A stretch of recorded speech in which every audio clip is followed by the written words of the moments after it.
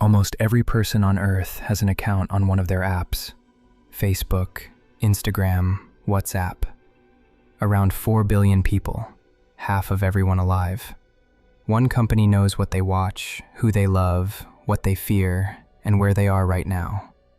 In 2021, one person walked out with thousands of internal documents, and they showed something. The company knew what it was doing to people, and it did not stop.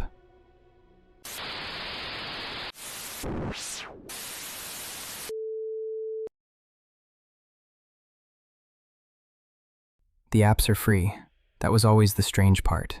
A company worth more than $1 trillion, and it never charges you a cent. There is a reason. You are never the customer. The advertisers are the customers. You are the product being sold.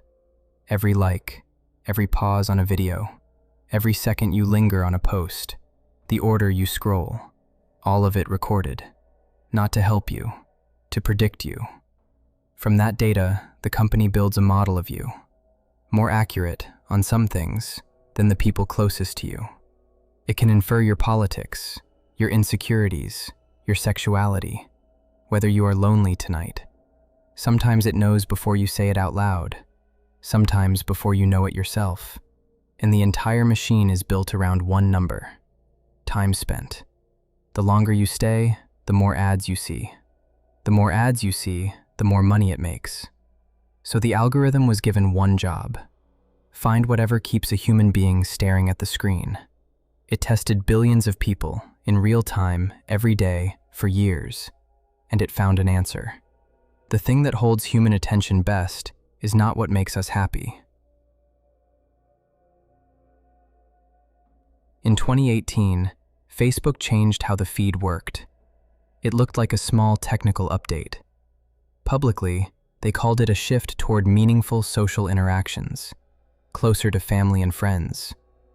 The internal documents show what it actually rewarded. The system scored each post by reactions, and it learned that one reaction predicted engagement better than the rest. Not the like, the anger react. For a time, an angry reaction was weighted up to 5 times more than a simple like. So the feed quietly learned to serve more of what made people angry: outrage, conflict, fear, division. Facebook's own staff warned what this would do. Internal notes said the change was making the platform an angrier place. Political parties in Europe told Facebook directly. To get reach, they were now forced to take more extreme positions. Publishers said the same. The posts that did well were the ones that made people furious. Researchers proposed fixes: lower the weight on anger, slow the spread of the most enraging content. Many of those fixes were tested. They worked. They also lowered engagement. And so, again and again, they were softened, delayed, or never shipped at all. The machine was working exactly as designed. That was the problem. Below the surface was research the company ran on its youngest users, and kept to itself.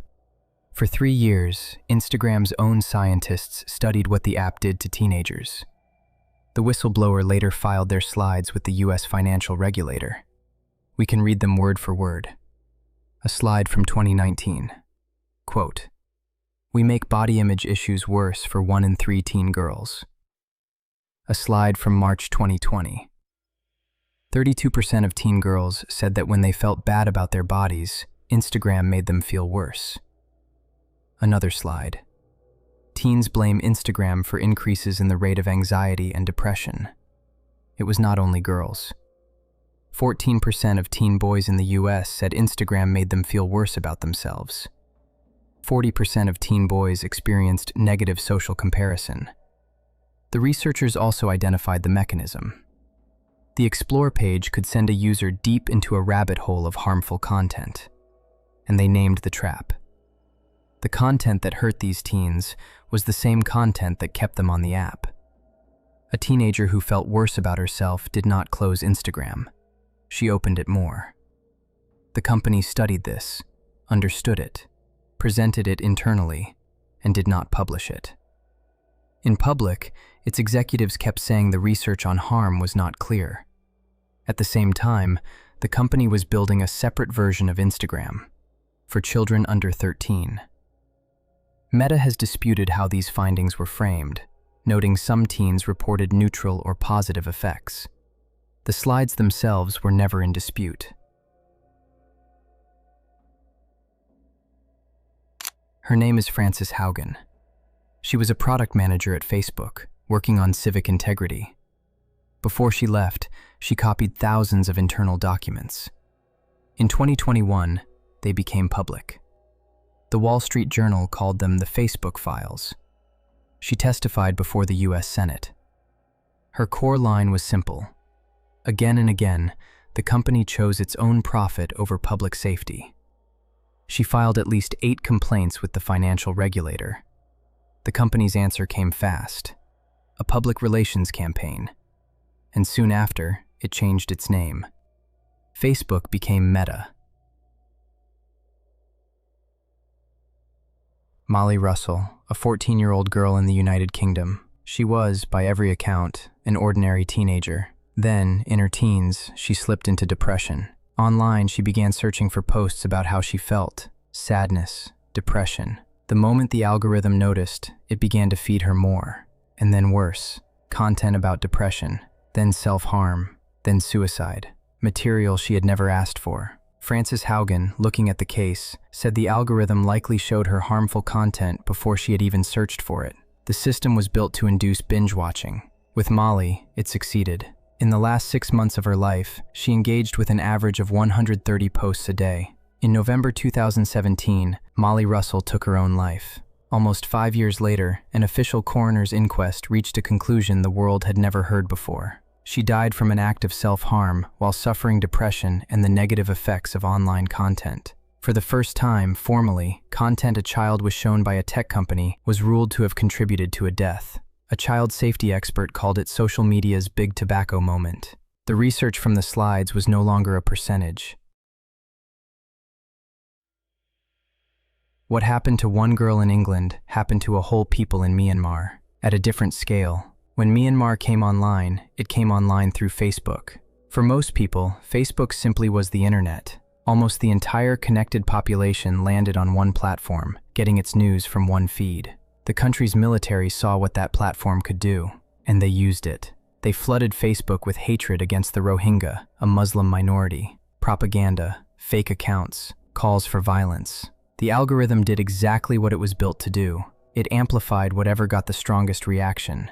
The strongest reaction was hate, so hate traveled fastest and reached furthest. Warnings came for years. Activists flew to headquarters. One asked directly if Facebook could contribute to a genocide. The answer they got back was yes. A United Nations mission later found Facebook had played a determining role in the violence. More than 700,000 Rohingya were driven out of the country. Part of the reason it went unchecked. Moderation worked mostly in English. In country after country, the dangerous content was in a language no one at the company was watching. A former employee described the logic inside. Quote, "If 1,000 people died in Myanmar, it mattered less than 10 in Britain." Years afterward, the company admitted it had been too slow. By then, it had already happened. Then the same pattern repeated in Ethiopia. The machine had no borders and almost no brakes. Publicly, the company said its rules applied to everyone equally. The documents revealed an internal program called X-Check, cross-check. It gave a list of high-profile accounts a different, gentler set of rules, or no rules at all. Celebrities, politicians, famous athletes, millions of accounts. Posts that would have been instantly removed from an ordinary user were left up. One case shows what that meant. The footballer Neymar. He posted intimate images of a woman who had accused him to defend himself. Revenge porn, by any normal rule, deleted on site. A Facebook employee saw it and could not take it down. Because Neymar was on the exemption list, the post stayed up for roughly a day. It was seen more than 50 million times. The public version was that all users were equal. The internal version was that some users were untouchable. After the hearings, after the lawsuits, after the name change, the company is larger than it has ever been. Record profit. Billions of users still inside the apps every single day. None of it broke the machine. The documents came out. The world was horrified, and it continued. Now comes the next phase. Artificial intelligence inside every app. Glasses that sit on your face and see what you see. The company that knew the harm and did not stop now wants to move from your pocket to your eyes, and almost no one is objecting. 4 billion people, one company. It already knows what they watch, who they love, what they fear. It was never hiding. It was just never something most people looked at directly.